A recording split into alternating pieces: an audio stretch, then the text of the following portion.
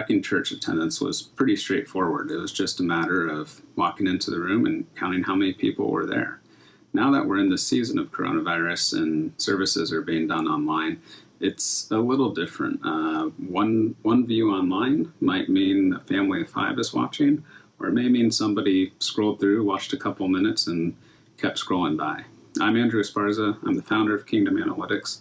And let's talk about this. Let's talk about how to track church attendance in the era of coronavirus. There's no magic formula that's going to be able to tell you, okay, 3 views online translates to 1 in-person attender. There's just not really a system that's going to work that way because they're 2 different things, and let's not compare them. The reason is the mission of the church has never been how many people can we get into a room. It's always been about how many lives have been changed, how many hearts have been changed.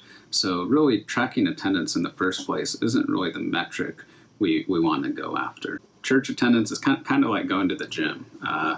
You can go to the gym 4 times a week, but the way we track your progress is how you progress towards that goal of physical fitness, not just how many times you go to the gym. And that's similar to how we kind of check in on the church is, okay, it's not how many times you're going to church or how many weeks in a row you made it to church, but it's those fruits and the spiritual growth that comes out of that. And finding ways to track some of that, which we'll talk about here in a second, is really going to be a lot more valuable and meaningful than just attendance on its own.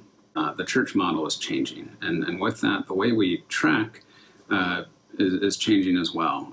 Attendance shouldn't be the kind of primary measurement tool you use. In fact, from a lot of our research, attendance in churches across America over the last decade has been on the decline overall. So one thing you might have noticed with some of your online services is you may be attracting more people than you had in normal church attendance.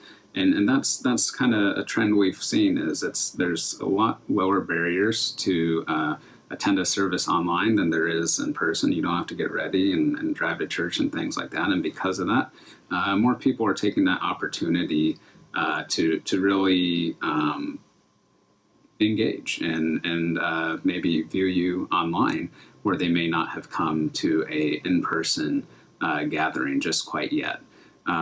So one way to kind of track the depth of these relationships is really by creating some next steps. And we'll talk about that here, but really having engagement with these people. So they're not just scrolling through and you get a 10-second view here or there, but really encouraging these people to engage and take next steps. A lot of new people who are seeing your content for the first time are coming in the first step, which is the discovery step. This is a new viewer. They haven't been to your church before, and they're just checking you out online for the first time. So this is the first step, and your main goal here is how can we get this person to come back for more? And a great way to do that is always producing new content and having content in the past that they can view as well, but then also having that call to action. It may sound kind of corny, but really just asking them to follow you on social media and to subscribe or whatever it is for the platform you're on so that they're able to see when that next content comes out. And that ask and that call to action really helps with engagement and getting them to step number 2. Step number 2 is connection. And this is where they've seen your content, they're viewing your content now most likely, and they're connecting with you in some form. So previously, in a way, you were kind of connecting with them and it was a little more passive. They were looking at things. Now they're reaching out to you. And historically, in how we used to do church in person, most people coming in were already at this connection step because they were taking the effort to make the decision to come to church that day. For us, now that we're doing it online, we kind of had that additional step before, which was discovery. So connection, these people may be sending a direct message to you, filling out some kind of digital contact card. But a great way to really connect with these people is making it as smooth and frictionless as possible to have them engage.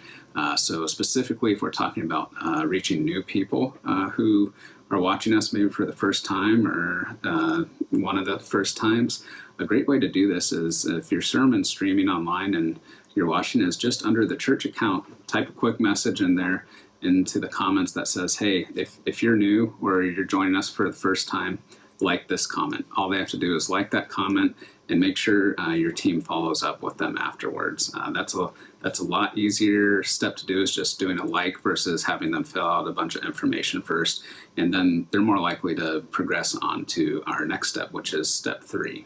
Very similar to step 2, but is a really important step, and this is the decision step. So this is going to be similar in that an opportunity to engage people in making a decision to give their lives to Christ, or to talk more about that and learn more about that, would be in the sermon comments area. If you're streaming or whatever, to again type a message. Maybe it says something like, hey, if you're interested in talking to one of our pastors about taking next steps in your relationship with Jesus, or whatever that looks like, for you, like this comment. And again, following up with those people afterwards is a great way to take care of this really important step here. And then that brings us on to step 4. The last of the 4 steps here. They've gone through this discovery phase of finding you online. They've made that connection and reached out, and even that decision to maybe follow Jesus for the first time. Now they're on step 4, which is the commitment phase. And this is where they're getting plugged in to maybe volunteer. They might be donating financially for the first time, and being plugged into different small groups, and having a smooth way to get them plugged in, really feel like they're part of that community, and also feeling valued. One of the main things we see when we look and study communities of their views of the church is when we look at negative views they may have of the church, one of the main ones we see a lot of times is they didn't feel welcome or useful. And this step, in step 4, is really where we have the opportunity to make people feel welcome and useful by welcoming them in, and then also having opportunities for them to be useful and volunteer and things like that. So that's a really important step, and I'll leave you with, at the end of the day, we know it's not about numbers or attendance and things like that. It's about life change, people's spiritual growth, and that's really what's important here.